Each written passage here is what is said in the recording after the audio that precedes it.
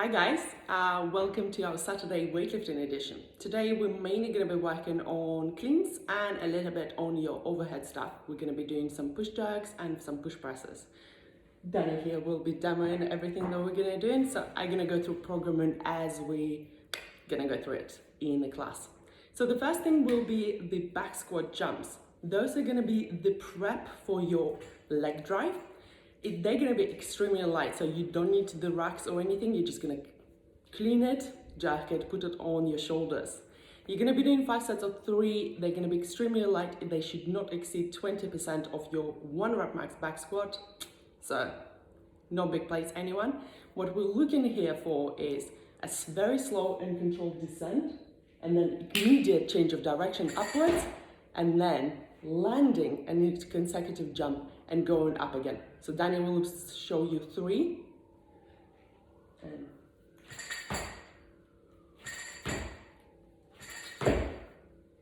thank you. We want to generate as much power upwards. We should not be jumping forwards, backwards, or anywhere else. And the bar is just that, so you have something to work against. The next one up will be your clean prep. And for the clean prep, we'll be doing series of pulls. The first pull will be very, very slow. It's going to go from the knee. And we essentially just going to exaggerate how the bar moves. It's going to move upwards very slowly, full contact with the thigh. It's going to go into your pockets. You're going to pause there for a little bit. Then we're going to squeeze your bum, extend, shrug your shoulders upwards, and then relax. So that's going to be your first one. That's a slow, clean pull where we're just learning how the bum moves upwards. The second one will be a full speed, and here we're just going to go without any pauses like you would do a normal one. So all the way up with a shrug, extension. Then we have a clean high pull from the knee. So here, past your shrug and extension, you're also going to allow your elbows to bend, but it only happens when you've already gone through everything. So Dani's showing it right now, slow motion, and now she's going to do 1 fast. Thank you. So what we're looking for here in this particular portion is we only allow your elbows to move when the barbell is already moving at the speed, and it should feel weightless. So there should not be any fatigue in your arms from that, because we're not pulling it up with your arms. We're just allowing the elbows to bend and keeping it really, really close to your body. After that, we're gonna do cleans from the blocks. So we were working a lot on the past couple of weeks from the hang, and now we're gonna let you guys figure out just how much power and speed you've got when you don't have to worry about holding the hang position, because the boxes here will actually do it for you. The boxes need to be set up so that the bar, when you're setting yourself in a hang position, is just above your knee. You might need to play around with how you position the boxes. Maybe it's going to be a stack of plates, and I'm going to be putting the collars on. So the plates, if you're using them, will be inside the boxes. That will just prevent them from rolling anywhere. So here, what I want you guys to do is, when you set up, pull all the slack out of your arms and then go for it. This is as much speed as you can. And we're going to be going for quite a few reps on here, trying to go up in weight, but keeping it relatively light, just to see how fast and how speedy, how powerful we can get. We're still looking forward to seeing the barbell moving really, really close to your body. Good. So that's going to be our fun with the boxes.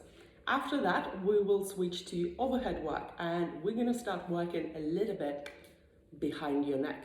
So this will allow us to really focus on your leg drive without being afraid of smacking your chin. That also will reinforce that good overhead position that we're constantly talking about. So we're going to do a little complex where you're going to be doing 2 push presses from behind the neck and then 2 push jerks. On the push press, wait until the barbell leaves the shoulder before you punch it upwards. On the push jerk, when the bar leaves the shoulder, this is where you're going to pull yourself under the bar. Then he's gonna do 2 and 2.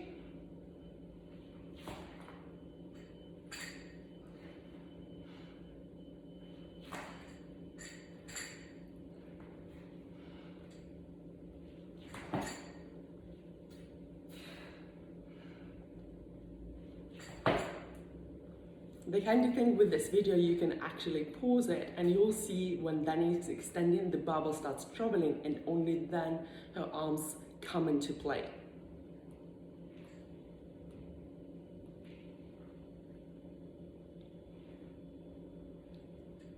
So, after we've done your overhead behind the neck work, we're gonna put them two together and we're gonna go for the hang clean and a push jack.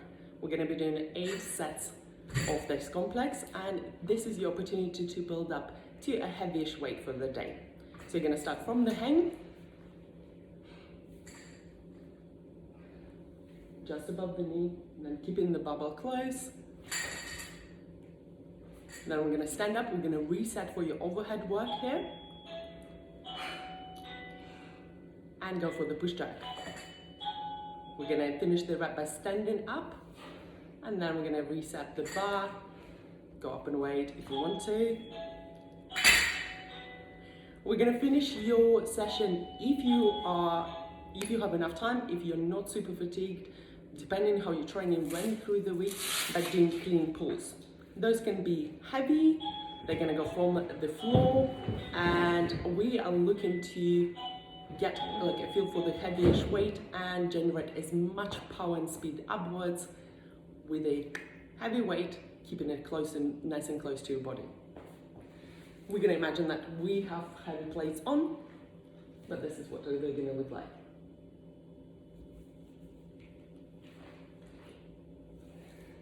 And full speed.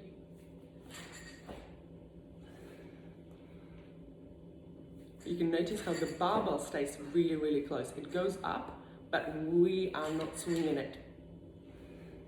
You have 3 sets of 4, so you can play around a little bit with how much you're loading it.